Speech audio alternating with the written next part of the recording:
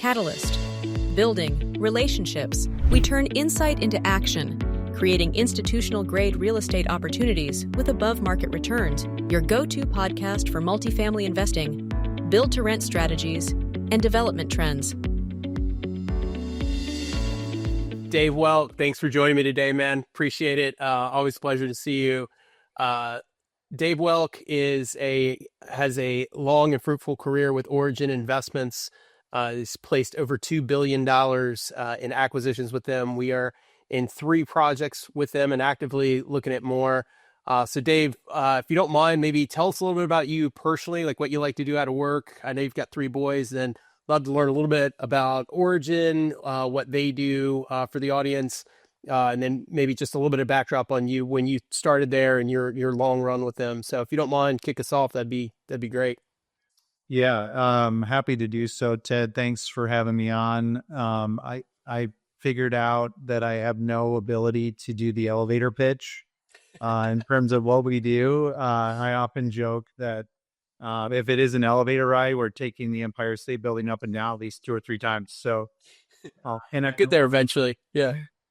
And I know we're on a time crunch here a little bit, so I will try and be brief and distill this down to the elevator pitch. But as you mentioned, my name is Dave Welk. I'm the managing director, head of equity investments with Origin Investments. Been with the company really now for a little over 14 years. I would say that I've been here since the ground floor when we really started building the platform out in 2011.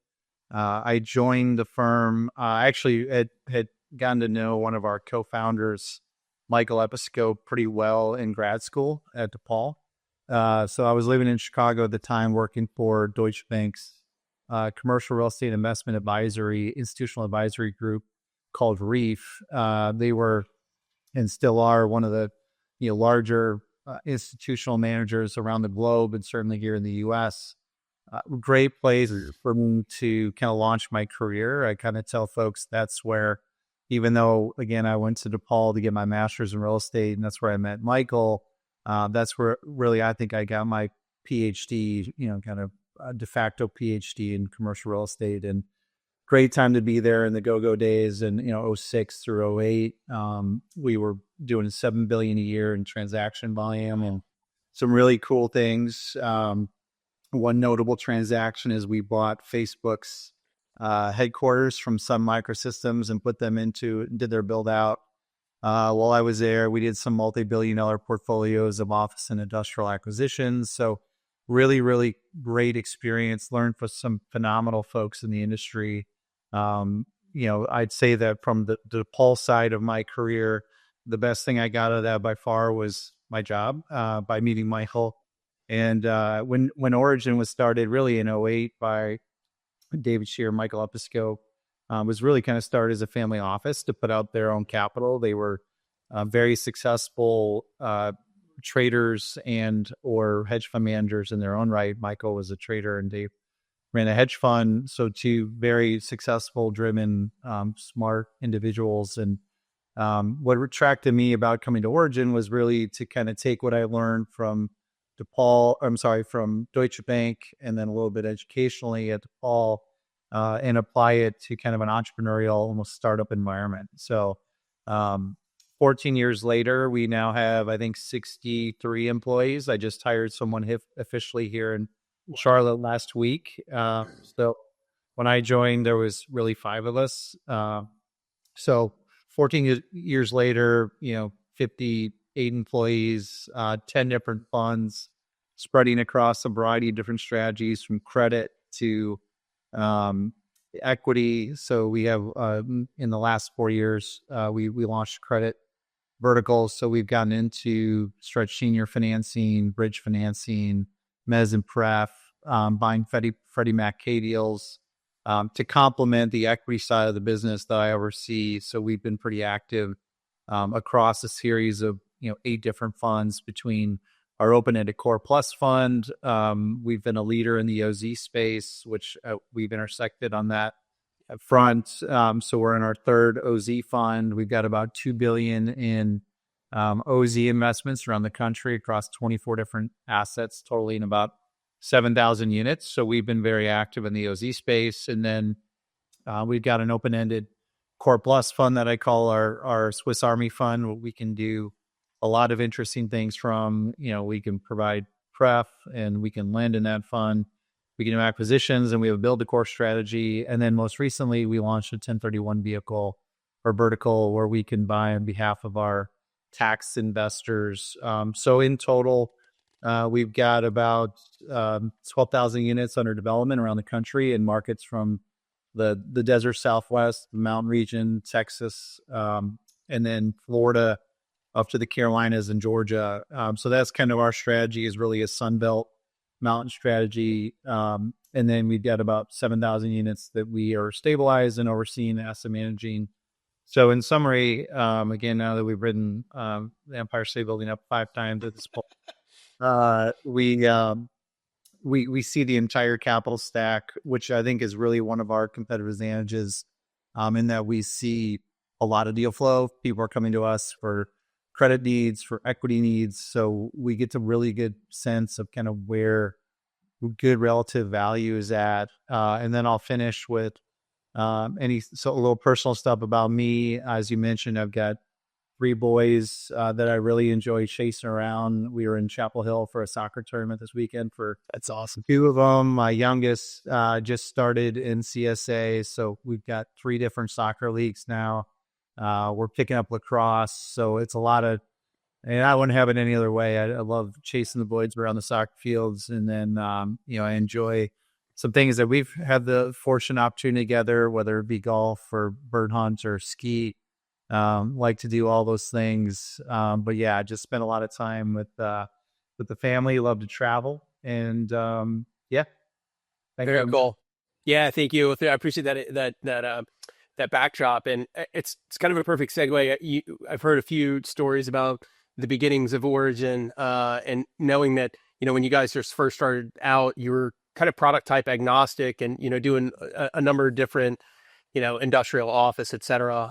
And over time, as you guys have grown and evolved and become more refined, you've really focused on multifamily, and multifamily. And like you said, that kind of Sunbelt strategy. Can you tell us a little bit about maybe how that came about? Like what were the decision factors that led you guys to really focus in that one space, if you will? Yeah, I mean, I'd love to tell you that we saw COVID coming and the demise of office. Our forecasting powers were that strong. We can get into a little bit later about some of the AI forecasting tools that we have developed that have actually improved our forecasting abilities quite a bit. But really, it was the growth moment kind of all happened for us in 2019, and that was the moment in time where we were starting to pivot from a closed-ended fund manager to more of an open-ended. Basically we were a buy, fix, and sell strategy, and I distill it down to, we kind of pivoted to a buy and hold or build and hold strategy at that point in time. And we had, I had a decent experience in background in office. That was kind of our 2 verticals leading in 2019 that we were focused on, which was really office and multi. Prior to, and when I first joined Origin, we were highly opportunistic. As I kind of joke, we like to, chase bright and shiny. But it was 2011, right? So there was still, so the vestiges of the GFC were, creating still distress in that environment. So it was kind of hard. And that was, I think, one of the things that I helped bring to the platform early on, was to instill a little discipline about, hey, we're going to focus on the 4 main food groups. We're going to select markets that have exhibited high job and population growth. We went from 4 main food groups, and I still wish we were in an industrial. I've been pushing for that. Admittedly, I'm not getting very far in the last 3 years, but I do think there is a place for industrial for us, and I still have a lot of, I think I have a lot of belief in the fundamentals of that product type, especially long term. But we had some success in industrial and retail. We had a number of folks internally, including Tom Briney, who's our head of credit, who came from Equity Office right when they merged with Blackstone. Mark Turner, who's my counterpart, who oversees our investment management group. Mark was also at Equity Office. So between like my time at Deutsche Bank, those two guys at Equity, we had a lot of office exposure. So we had done a lot of office. Thankfully, we started to wind down in 2019 some of those closed-ended fund investments, and then so we basically got rid of all of our office with the exception of maybe 2 deals before COVID hit. And the reason we we parachuted out at the right time. But the reason we focus on multi is because, again, what we saw in our office investments is that office is very difficult to hold long term. Your cash flows, your models they're generally never correct. You're either you're wrong in your TIs, your leasing commissions, your downtime, your rental rates. I mean, and certainly our multifamily models, are not perfect either. But it's just hard. The second you sign a lease in a commercial office building, you're burning NPV on the value of that lease. So, between 2019 was the launch of our open-ended core plus fund and our OZ investment strategy. So those are all long dated.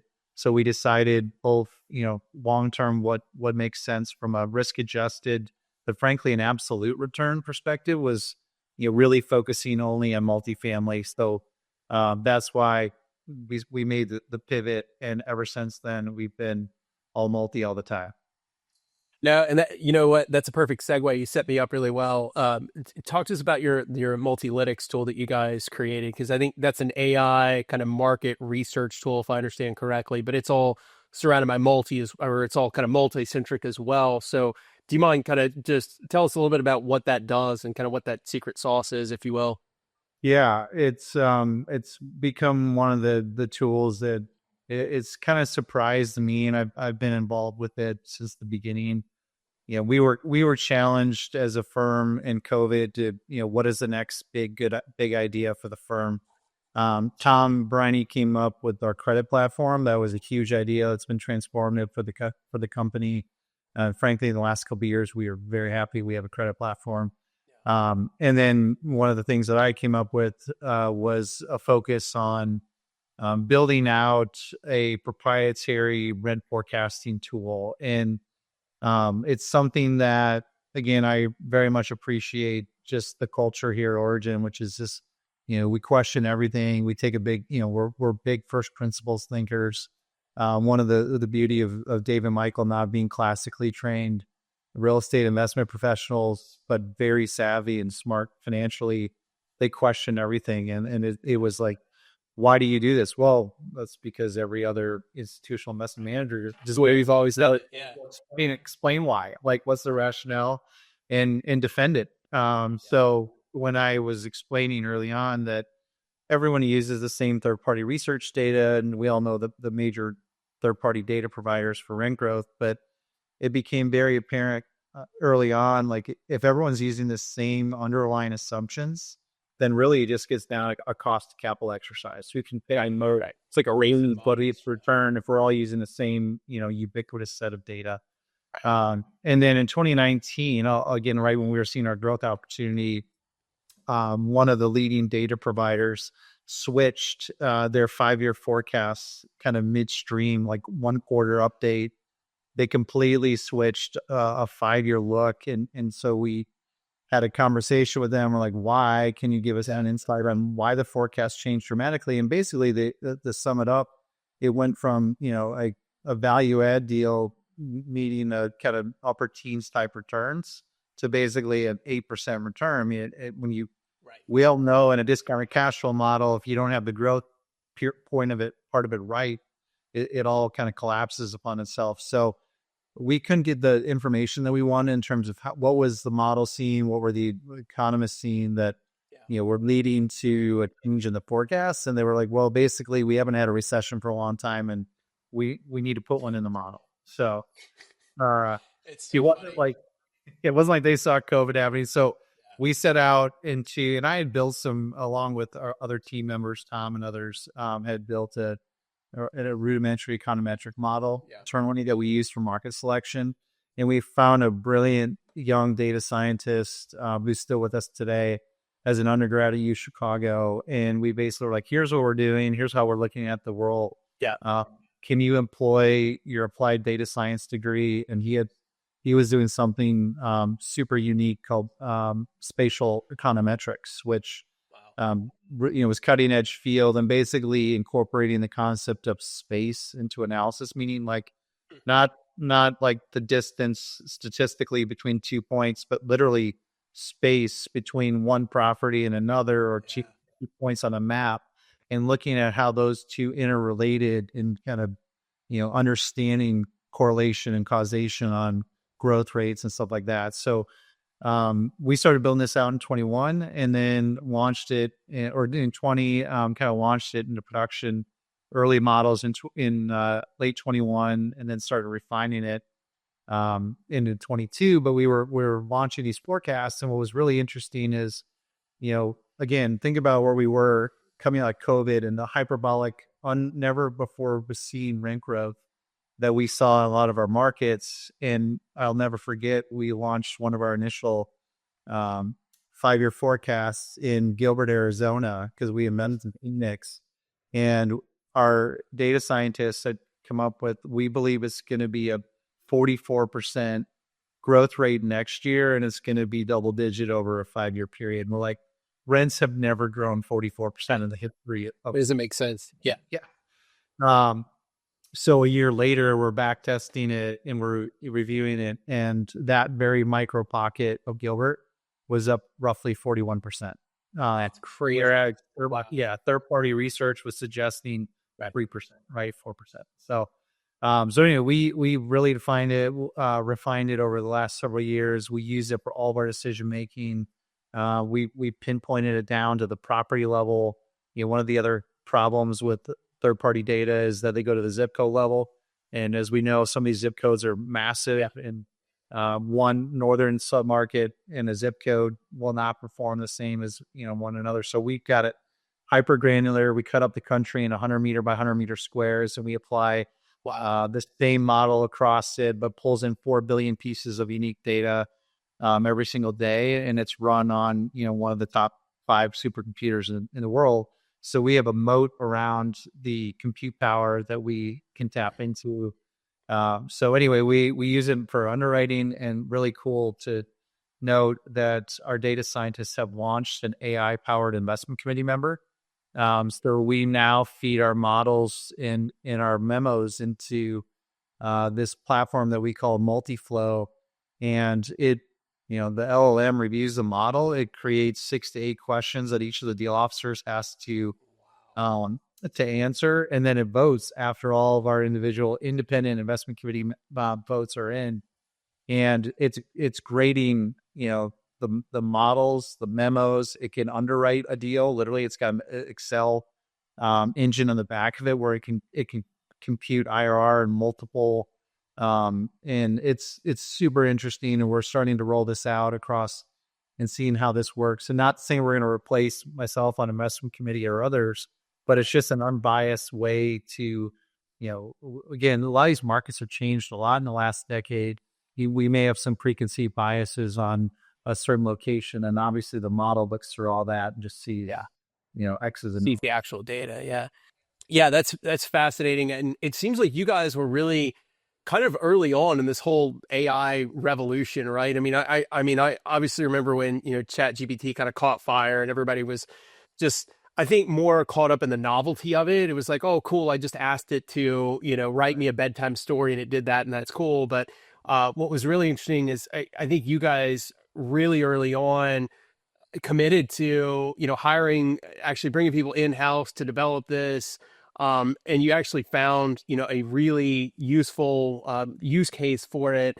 When did you guys start this? Like, when did this whole sort of journey begin to kind of create this data system, if you will?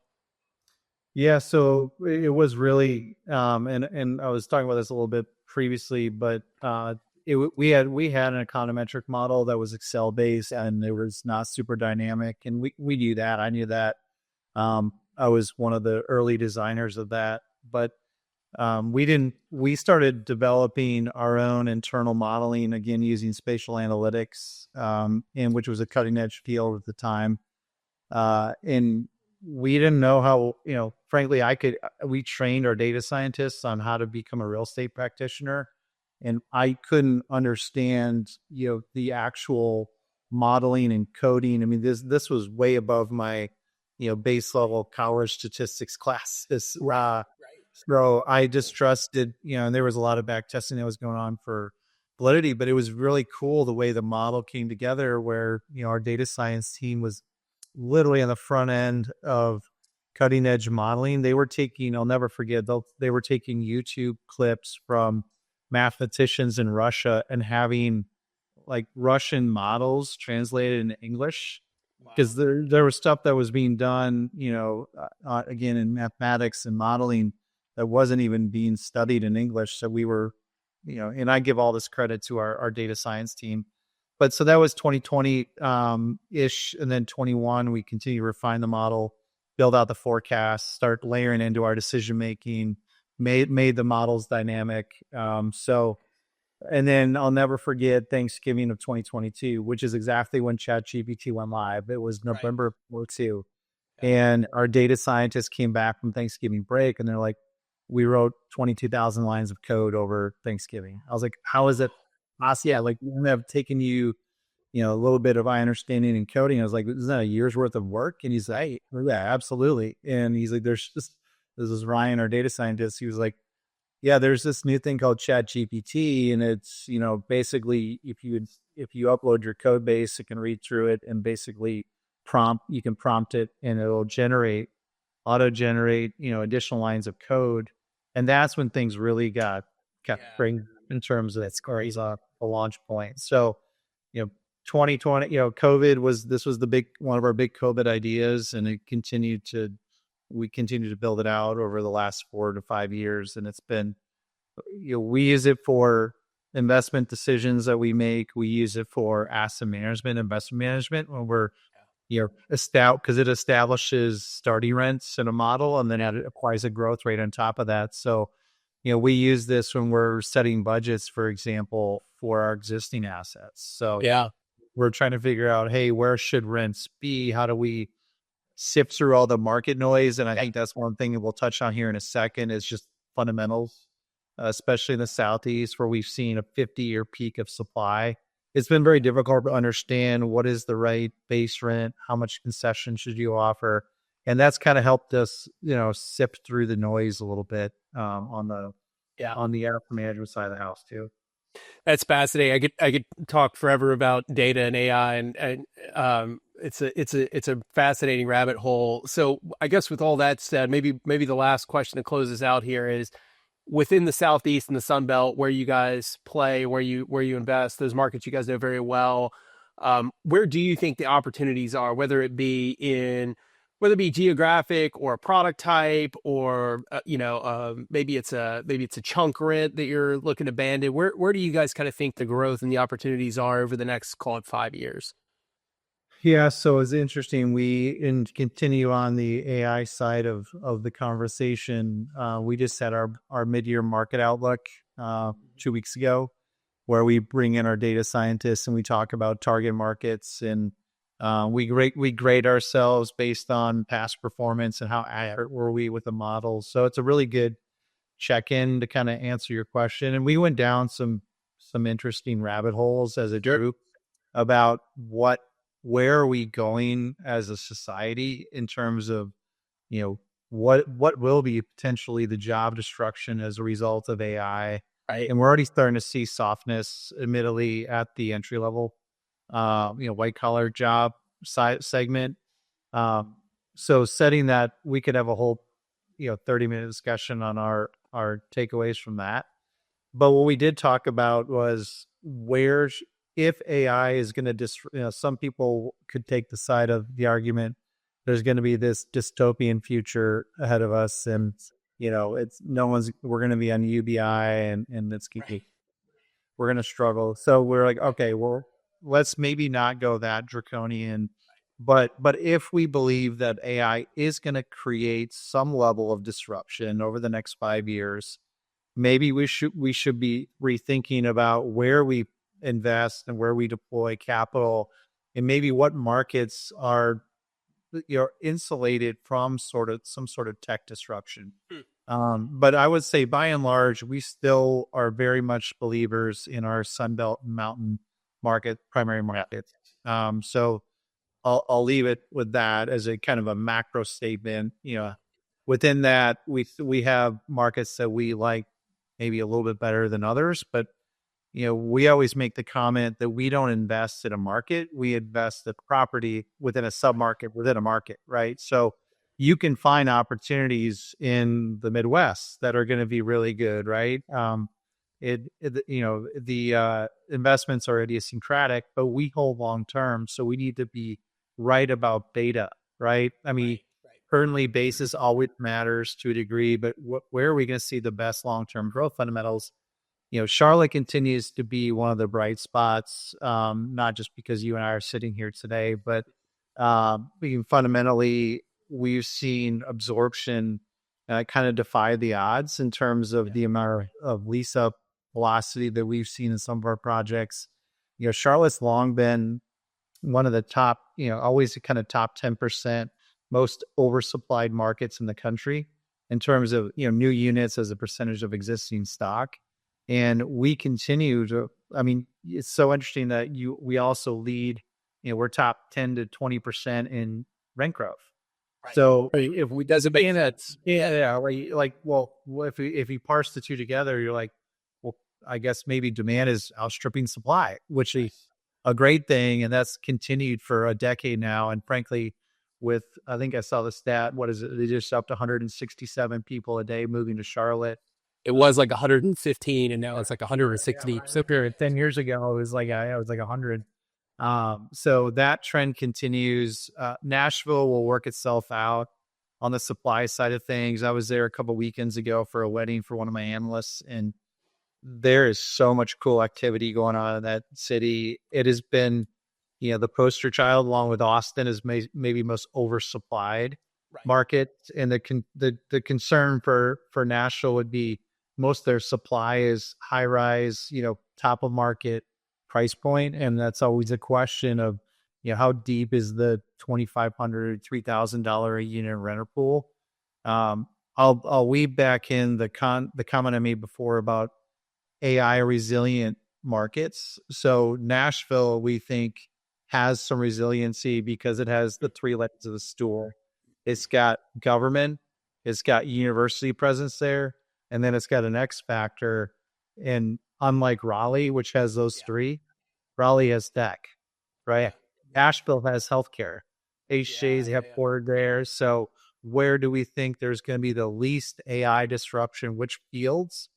I'd bet on Nashville. Austin, by the way, has those same three legs of the stool. But what does Austin have the same as Nashville, right? It's got tech. Yeah, that's a great point. So I think that if I were making bets long term, I'm looking at where are the most diversified economies that maybe have the least tech exposure long term. And Atlanta is super diversified. Dallas is super diversified.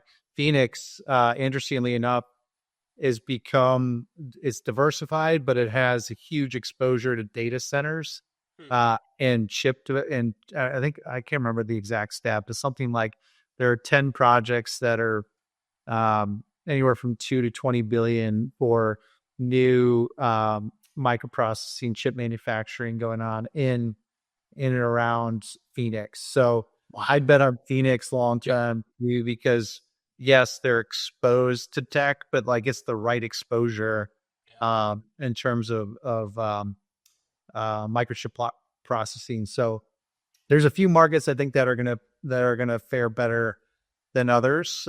Florida is an interesting pocket too in terms of I think that the population growth has started to subside a little bit. They're starting to see some challenges in their single family home housing values in Florida. But I wouldn't bet against Florida long term. Yeah. It's a very business friendly state. I mean, there's still a lot of we'll see what happens with this New York mayoral race. You might see more companies go back into Florida that whacked out. Yeah. So I wouldn't count out Florida, but Florida has, somewhat high property taxes, certainly high interest rates. But it does have, no taxes and you still quality of life. So we still like Florida, but it's in the right play. And then lastly, we talked about which segment do we play in. We historically have not been an affordable. We try and play in that kind of mid-tier price point. So call it, somewhere in the range of, on average at the property level, call it $1,500 to $2,000 rents, where we're trying to pull in the widest swath of renters that we can. I still think that's a good place to play. But one trend that we're looking out for long term is, do you see, a barbelling approach of, again, it depends on where we're going as an economy and a society, but is there a polarization at the low end and the high end, which could eliminate some of that middle piece? So that's why we still will invest in some higher end product here and there. And to the extent we can make some lower end affordable product, which we have some of that in Texas, we're trying to balance the portfolio exposure out in the event that this middle piece of the renter pool starts to see some strain. Yeah, that's fascinating. And I just, it's great partnering with you guys because you have so much more kind of visibility in the macro markets, and you guys see a lot more of that than we do. And obviously all the investment and infrastructure that you put into the, to the AI side and in the data analytics is, you guys have made us smarter. So, we appreciate the partnership, and this has been great. I always enjoy chatting with you, and thanks for your time today. And it's fascinating. So yeah, hopefully we do this again. But yeah, thanks again for taking the time today. Love to do it, Sad. Appreciate you guys as partners as well. And I always love cutting it up. If we want to go down some more AI rabbit holes on where we think we could be going, really, really kind of makes nasty predictions of the future.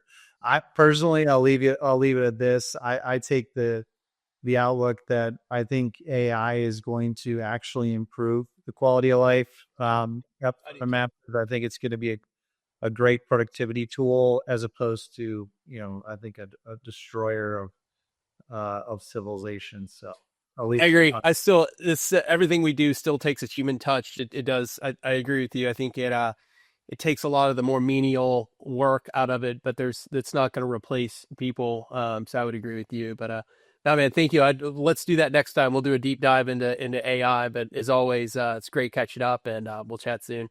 Thanks, Ted. Good to be here. Thanks, Dave. Talk to you soon, man.